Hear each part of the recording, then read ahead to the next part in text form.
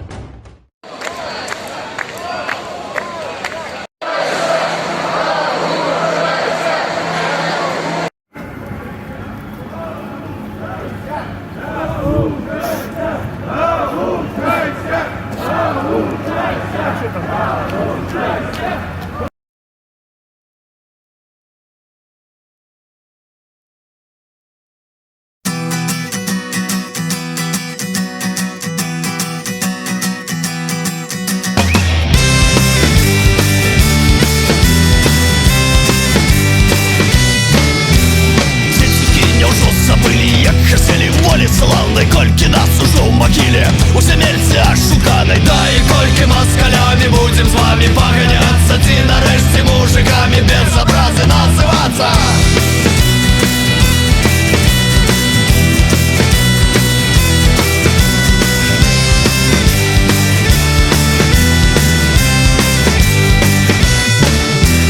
Супраць нас цары расейцы, шипаны ды падпанкі грукаюць у нашы дзверы, ужо заняўшы нашы ганкі. Што нам сымянец баяцца муравёўскіх гальштукаў? Нам з кален трэба падняцца без чужых дарадчыкаў.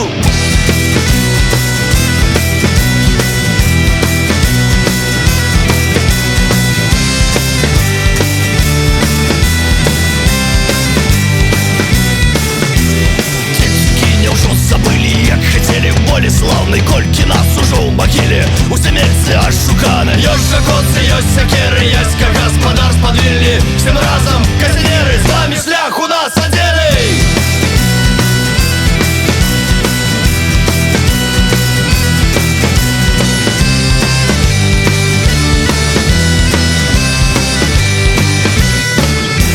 Ёсць жа косы, ёсць сякеры, ёсць гаспадар з падвіллі. Всем разам казінеры, з вами шлях у нас адзіны.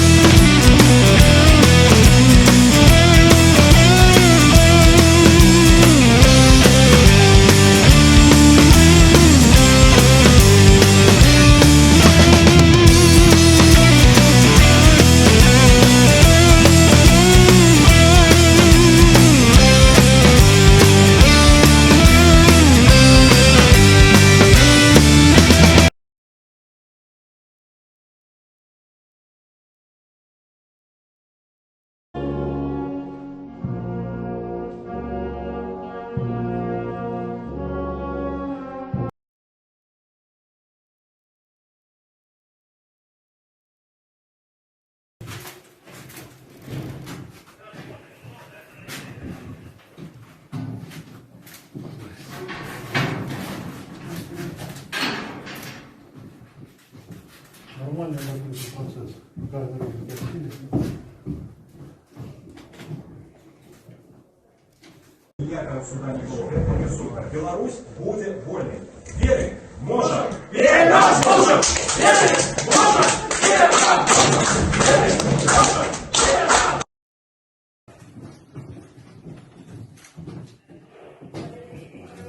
Беларусь!